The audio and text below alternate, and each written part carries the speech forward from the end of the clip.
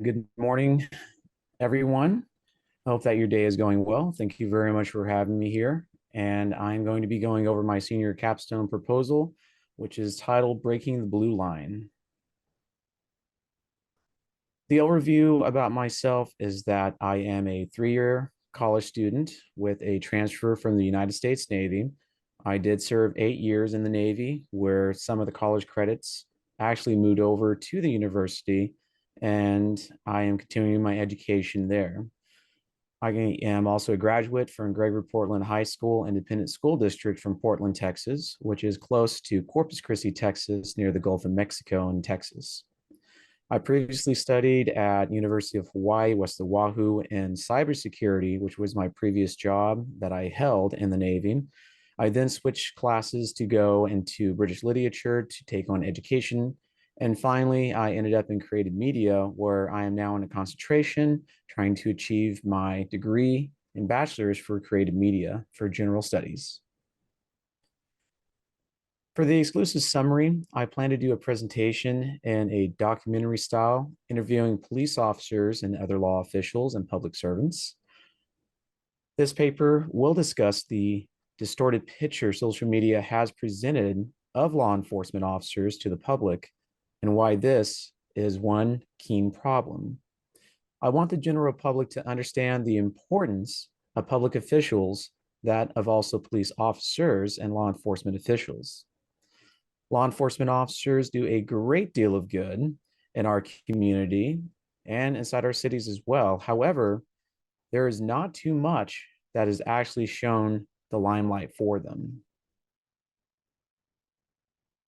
News is quickly shared via social media without much context, which may distribute information without showing the entire picture. This paper will discuss the distorted picture social media presents of law enforcement to the public and why this is a problem. For the objective and rationale for the research conducted, the reason why I decided to use this topic is because I do not personally like the way of how police officers have been portrayed. I have friends and family in law enforcement who have actually served long hours trying to keep the peace in their local areas and their towns and cities, and not really being recognized for the good that they do. Having a military background, as I said previously, I do have some of the similar training as most of these law enforcement officers and officials do, and I can personally relate to these circumstances and situations. My goal in this research is to learn more about the background of this topic and to get a better reality of how law enforcement officers work. I really want to see why the media is so biased about police officers and how quickly things can be shared through social media without having the full context to it, which in the end draws many inconclusive and biased results. For the senior capstone plans, I am planning to deliver at the end of the capstone semester a project with a series of videos and multiple interviews of police officers.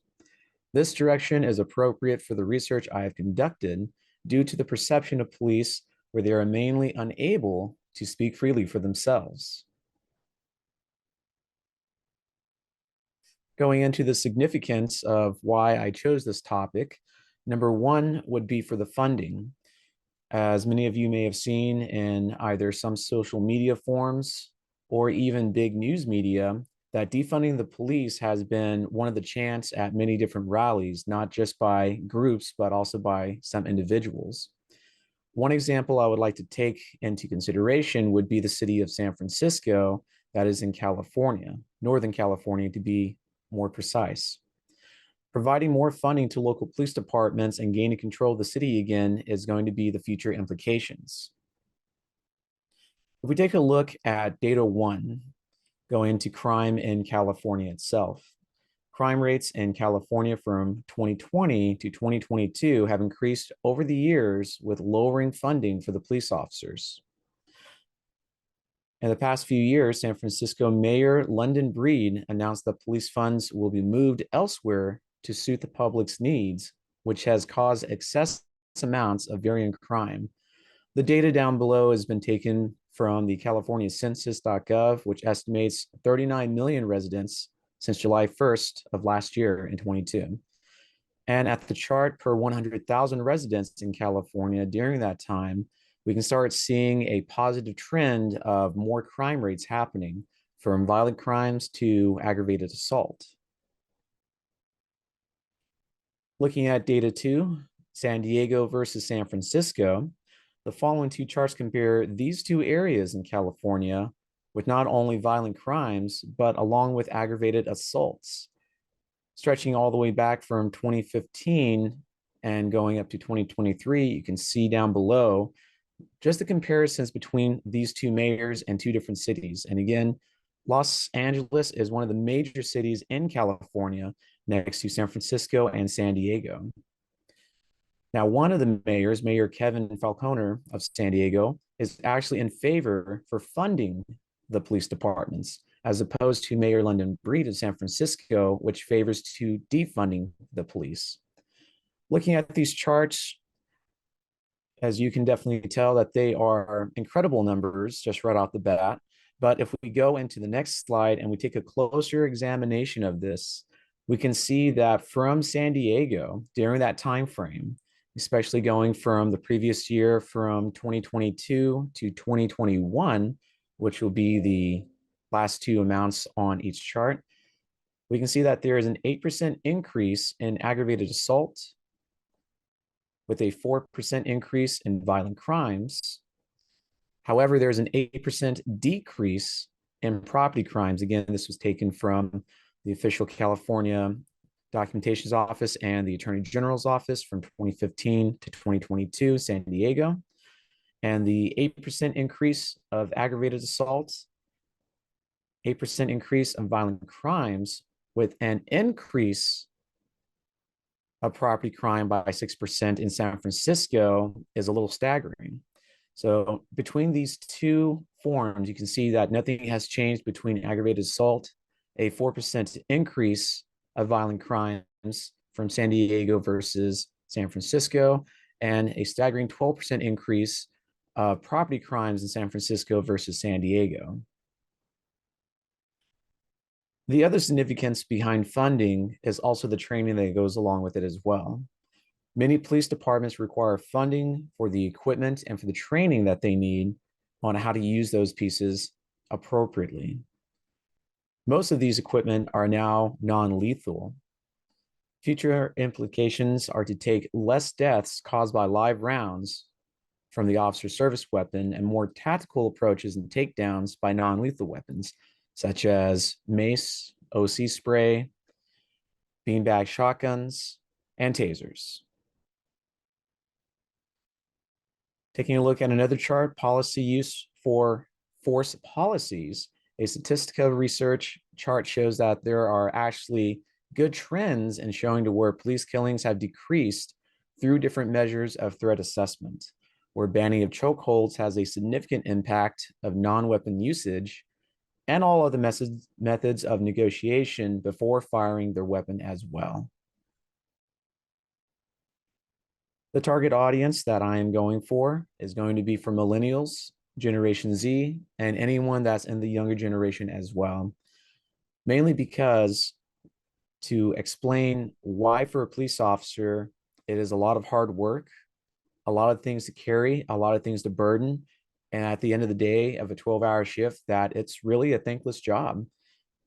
But they work so hard to keep us safe all day and all night, and they're there whenever we need them when we dial 911. The proposed solution for this project can highlight the importance of police officers and what the media does not fully show. For preparation and process, going from the idea that this would be taking place next semester, looking inside a 2-month prep for the pre-production, which will be gathering volunteers from the police departments, creating scripts, planning on locations for filming, and creating schedules for meetings and for the actual filming. Rolling into the production side, which I estimate to be about 1 month's time. We'll be shooting sessions roughly 2 to 3 hours in order to get all the content that I would need. gathering possible body camera footage and any other footage I would need to fill in for the B-roll and any other footage to help tell the story. Post-production, I estimate between 2 to 3 months with prep inside there. Again, these numbers are all interchangeable depending on time, day, situations, and if anything else changes, not only within the semester or with the world, but also with myself as well, with real life things. With this, I'm going to be taking the footage, all the edits, touching up the colors, applying filters, music, and absolutely setting the tone for this project as well to express the mood. For deliverability, there will be a mini documentary series that is going to be 15 minutes long that tells the story from the police officer's experience and point of view in order to share it with others. There's also the idea of a longer documentary, which is considered with the amount of footage that will be captured. The only reason why I say that is for a majority of film festivals, they do require a set minimum amount, which Sundance actually requires a minimum of 50 minutes or more. Other avenues to take would be posting through YouTube, local news stations, not-for-profit organizations, or even media outlets such as PBS. And that concludes my presentation. If anyone has any questions, I am open to answer any of them.